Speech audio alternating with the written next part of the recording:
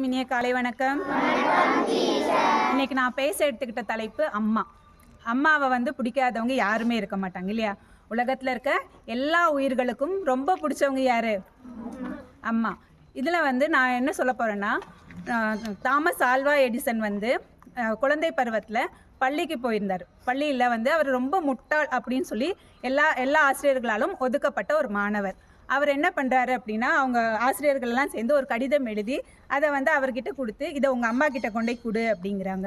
அதை கொண்டு போய் அந்த பையன் அவங்க அம்மா கிட்ட, இந்த மாதிரி ஆசிரியர் ஒரு கடிதம் கொடுத்தாங்கம்மா அப்படின்னு சொல்லி கொண்டு கொடுக்குறாரு. அதை வாங்கி படித்த உடனே அவங்க அம்மாவுடைய கண்கள் குளமாயிருது. அழுது அவருடைய கண்கள் குளமாயிருது. உடனே அந்த பையன் கேட்குறான், என்னம்மா இதில் எழுதியிருக்கு, ஏம்மா அழறீங்க அப்படின்னு கேட்கும்போது அவங்க அம்மா சொன்னாங்களாம், அது ஒன்றும் இல்லைடா, நீ உனக்கு கற்றுக் கொடுக்குற அளவுக்கு திறமை வாய்ந்த ஆசிரியர்கள் அந்த பள்ளியில் இல்லையா, அதனால் நான் உன்னை வேறு பள்ளியில் சேர்த்துறேன் அப்படின்னு சொன்னாங்க. இது முடிஞ்சு அவரும் படித்து நல்ல விஞ்ஞானி ஆயிட்டார். அதுக்கப்புறம் பார்த்திங்கன்னா அவங்க அம்மா இறந்து போயிடுறாங்க. இறந்ததுக்கப்புறம் அவங்களுடைய எல்லா திங்ஸையும் எடுத்து க்ளீன் பண்ணி பார்க்கும்போது அந்த பள்ளியில் கொடுத்த அந்த கடிதம் அவர் கையில் சிக்குது. அதில் என்ன எழுதியிருந்தது அப்படின்னா, உங்கள் பையனை மாதிரி ஒரு முட்டாள் பையன் இங்கே பள்ளியில் இருக்கக்கூடாது அப்படின்னு எழுதியிருந்தது. இதை படித்த உடனே தான் அவருக்கு தெரியுது, அம்மா நம்மளை எவ்வளோ நல்லா மோட்டிவேட் பண்ணி நம்மளை இந்த நிலைமைக்கு கொண்டு வந்திருக்காங்க அப்படின்னு நினச்சி அவங்க ரொம்ப சந்தோஷப்படுறாரு. அது மட்டும் இல்லாமல் விவேகானந்தர் பார்த்திங்கன்னா, ஒவ்வொரு தடவையும் துறவரம் போகும்போது அவங்க அம்மாட்ட போய் சொல்லுவாங்க, அம்மா நான் துறவரம் போகிறேன் அப்படின்னு சொல்லும்போது, அப்போ அவங்க அம்மா சொன்னாங்களாம், போய் கத்தி எடுத்துகிட்டு வா அப்படின்னாங்களாம். கத்தி எடுத்துகிட்டு கொடுத்த உடனே, இல்லை இப்போ போக வேண்டாம் அப்படின்ட்டாங்களாம். இப்படி ஒவ்வொரு தடவை சொல்லும் போதும் அவங்க அம்மா இல்லை நீ துறவரம் போகிறதுக்கு இப்போ தயாராக இல்லை அப்படின்னு சொல்லி மறுத்துட்டே இருந்தாங்களாம்.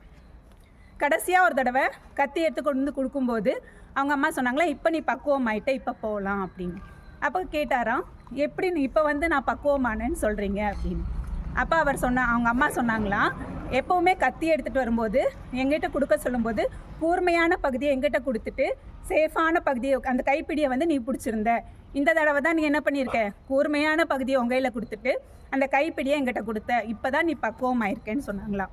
இப்படி தான் ஒவ்வொரு அம்மாக்களும் தன்னுடைய குழந்தைங்களுக்காக என்ன பண்ணுறாங்க, எல்லாத்தையும் தியாகம் பண்ணுறாங்க. அப்துல் கலாம் ஐயா சொல்வார், சிறந்த அலாரம் உங்கள் அம்மா தான். நீங்கள் 5 மணிக்கு எழுப்புங்கன்னு சொன்னால் 4 மணிக்கே எழுப்பிட்டு 5 மணி ஆயிடுச்சுன்னு சொல்லுவாங்க. அப்படி தானே சொல்லுவாங்க. அதனால் எல்லா அம்மாக்களும் ரொம்ப ஆசையாக உங்களை வளர்த்துறாங்க. அது மட்டும் இல்லை, எவ்வளோ கஷ்டம் இருந்தாலும் அது தனக்குள்ளேயே வச்சுக்கிறாங்க. உங்ககிட்ட சொல்கிறாங்களா? சொல்கிறதே இல்லை. அதனால் நீங்கள் எல்லாருமே இப்போ 10ஆம் கிளாஸ் பரீட்சை எழுத போகிற எல்லா குழந்தைங்களும் உங்கள் அம்மாக்காகவும் உங்கள் அப்பாக்காகவும் தயவு செஞ்சு படிங்க. நேரத்தை வீணடிக்காதீங்க. ஏன்னா ஒவ்வொரு அம்மாவும் தன்னுடைய மனசில் 1000 ஆசைகளை வச்சுருப்பாங்க. என்னால் முடியாதது என் குழந்தை சாதிக்கணும்னு நினைப்பாங்க. அப்படிப்பட்ட அம்மாக்களுக்கு கண்டிப்பாக என்ன பண்ணுங்கள், உங்களால் முடிஞ்ச நல்ல பேரை வாங்கி கொடுங்க. இந்த நாள் இனிய நாள் ஆகாமையாக வாழ்த்துக்கள். நன்றி.